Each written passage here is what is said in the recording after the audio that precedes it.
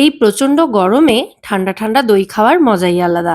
কেউ টক দই খেতে পছন্দ করেন, কেউ মিষ্টি দই খেতে পছন্দ করেন, আবার কেউ বা টক মিষ্টি দই খেতে পছন্দ করেন। আর সেই দই যদি খুব সহজ পদ্ধতিতে বাড়িতেই তৈরি করে নেওয়া যায়, তাহলে তো কোনো কথাই হবে না। তো আজকে আমি ২ রকম দইয়ের রেসিপি শেয়ার করব আপনাদের সঙ্গে। দই বানানোর সমস্ত খুঁটিনাটি টিপস থাকবে, যেগুলো ফলো করে একদম পারফেক্ট এরকম দই আপনারাও বাড়িতে তৈরি করে নিতে পারবেন। তাহলে চলুন আর দেরি না করে এবার ঝটপট রেসিপিটা দেখে নেওয়া যাক। নমস্কার বন্ধুরা, মেঘার সাথে বাঙালিয়ানার আরো একটি নতুন পর্বে আপনাদের সবাইকে স্বাগত। তো দই বানানোর জন্য সবার প্রথমে দুধ ফুটিয়ে নিতে হবে। আর দুধটা ফুটিয়ে নেওয়ার জন্য আমি এখানে ব্যবহার করছি আমার ১১ রিজেন্সির ইলেকট্রিক মাল্টিকুক কেটল।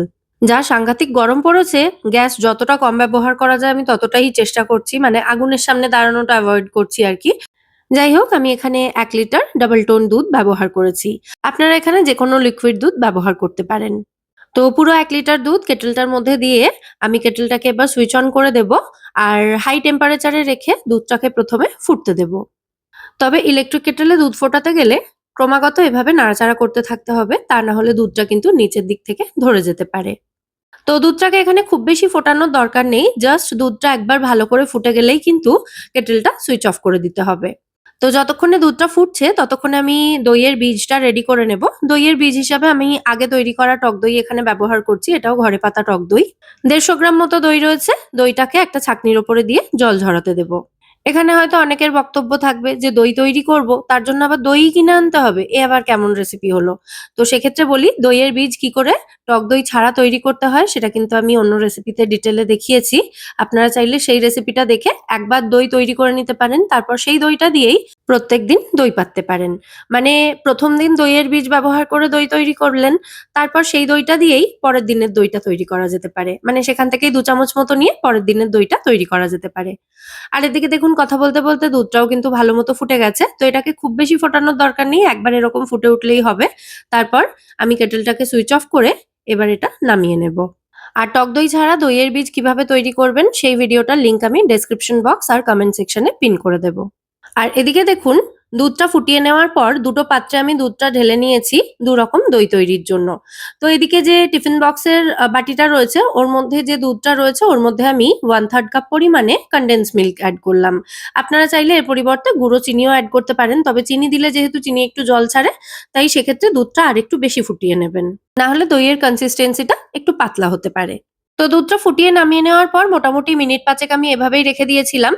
তাতে দুধের ধোঁয়া ওঠা গরম ভাবটা একটু কমে গেছে। আপনারা চাইলে এভাবে একটা আঙুল দুধের মধ্যে ডুবিয়ে চেক করে নিতে পারেন যে দুধটা কতটা গরম আছে। আঙুল ডুবিয়ে যদি দেখেন আঙুলটা মোটামুটি দুধের মধ্যে ৪ থেকে ৫ সেকেন্ডের জন্য হোল্ড করা যাচ্ছে, তাহলে বুঝতে হবে সেই গরমটা কিন্তু একদম পারফেক্ট দই পাতার জন্য। তো এইরকম আঙুল ছোঁয়া গরম দুধের মধ্যে দিয়ে দিতে হবে টক দই। তো গোল বাটির যে দুধটা রয়েছে ওটা দিয়ে আমি টক দই পাতবো। তো তার জন্য এর মধ্যে আমি জাস্ট ২ চামচ মতো জল ঝরানো টক দই দিয়েছি। টক দই কিন্তু খুব বেশি দেওয়ার দরকার নেই, তাতে দইটা বেশি টক হতে পারে। এতে মোটামুটি ৪০০ ml মতো দুধ আছে, আর তার জন্য ২ চামচ টক দই কিন্তু যথেষ্ট। টক দইটা দেওয়ার পর একটা তারের হুইস্কারের সাহায্যে ভালো করে মিশিয়ে নিয়েছি। আর এই যে চৌকো পাত্রটাতে দুধটা নামিয়ে রেখেছিলাম কনডেন্স মিল্ক মিশিয়ে, এটা দিয়ে আমি টক মিষ্টি দই তৈরি করব।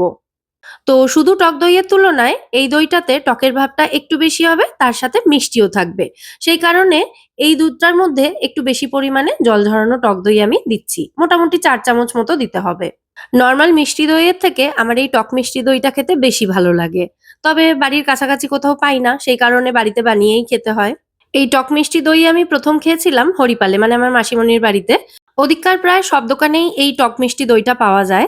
খেতে দুর্দান্ত লাগে। আপনারা যারা কখনো এই টক মিষ্টি দই খাননি এর আগে, তারা এই পদ্ধতিতে একবার বাড়িতে তৈরি করে দেখুন। আশা করছি আমার মতো আপনাদেরও এটা খেতে ভীষণ ভালো লাগবে।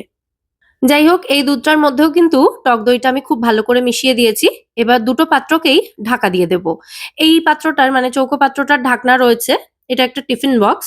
আর ওই বাটিটার ঢাকনা নেই, সেজন্য ওটাকে একটা প্লেট দিয়ে ঢাকা দিয়ে দেব। এরপর একটা ভীষণ ইম্পর্টেন্ট স্টেপ, সেটা হচ্ছে এই পাত্রগুলোকে কোনো গরম জায়গায় রাখতে হবে। মানে দই কিন্তু সঠিক টেম্পারেচার না পেলে পারফেক্টলি জমতে চায় না, তাই কোনো গরম জায়গায় এগুলোকে রাখার চেষ্টা করবেন। এখন কলকাতায় যে সাংঘাতিক গরম পড়েছে, তাতে রুম টেম্পারেচারেই এগুলো মোটামুটি ৬-৭ ঘন্টার মধ্যে খুব ভালোভাবে জমে যাওয়ার কথা। না হলে আরেকটু টাইম বেশিও লাগতে পারে। মানে ২-১ ঘন্টা এদিক ওদিক হতেই পারে। আর যখন ওয়েদার একটু ঠান্ডা ঠান্ডা থাকবে সেই সময় গরম ওভেনের মধ্যেও রাখতে পারেন এগুলোকে। তো মোটামুটি ৬-৭ ঘন্টা পর আমি দেখাচ্ছি, দেখুন দইগুলো কিন্তু একদম পারফেক্টলি বসে গেছে। কতটা পারফেক্টলি দইটা সেট হয়েছে দেখুন, আঙুল দিলে কিন্তু আঙুলে লাগছে না দইটা। আর চেষ্টা করবেন পাত্রগুলোর ঢাকনা এর মাঝে না খুলতে, মানে দইটা যতক্ষণে না ভালো মতো সেট হচ্ছে ততক্ষণে পাত্র খুলবেন না।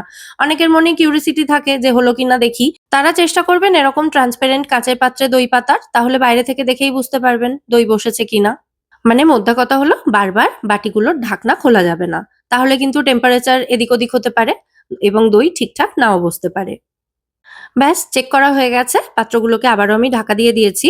এবার এই পাত্রগুলোকে অন্ততপক্ষে ২ ঘন্টার জন্য ফ্রিজে রাখতে হবে, যাতে দইটা ভালো মতো ঠান্ডা হয়ে যায়। কারণ দই তো একটু ঠান্ডা ঠান্ডা খেতেই বেশি মজা, তাই না?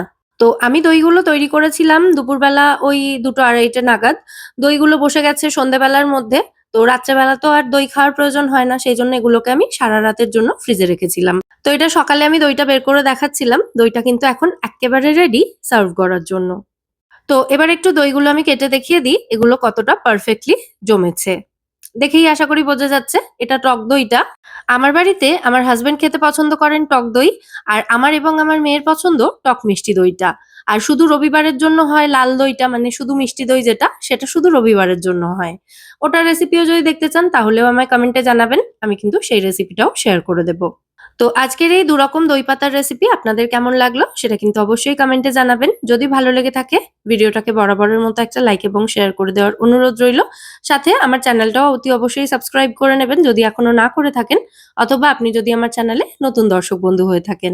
আর এরকমই নিত্য নতুন রেসিপি দেখার জন্য চাইলে আমার চ্যানেলটাও সাবস্ক্রাইব করে আমার পাশে থাকতে পারেন এবং আমায় সাপোর্ট করতে পারেন। আজ তাহলে এ পর্যন্তই, আবার দেখা হবে পরের পর্বে নতুন রেসিপির সাথে। সবাই সুস্থ থাকবেন, ভালো থাকবেন এবং সব্বাইকে খুব ভালো রাখবেন। আর এই যে টক মিষ্টি দইটা বানিয়েছিলাম, সেটা বানিয়েই একদম সকালবেলা সেটা দিয়েই আজকে ব্রেকফাস্টে দই চিড়ে তৈরি করেছিলাম। এই গরমে তো দই চিড়ে ভীষণ ভালো লাগে খেতে। আর তার সাথে যদি একটু এরকম পাকা আম থাকে তাহলে তো কোনো কথাই হবে না।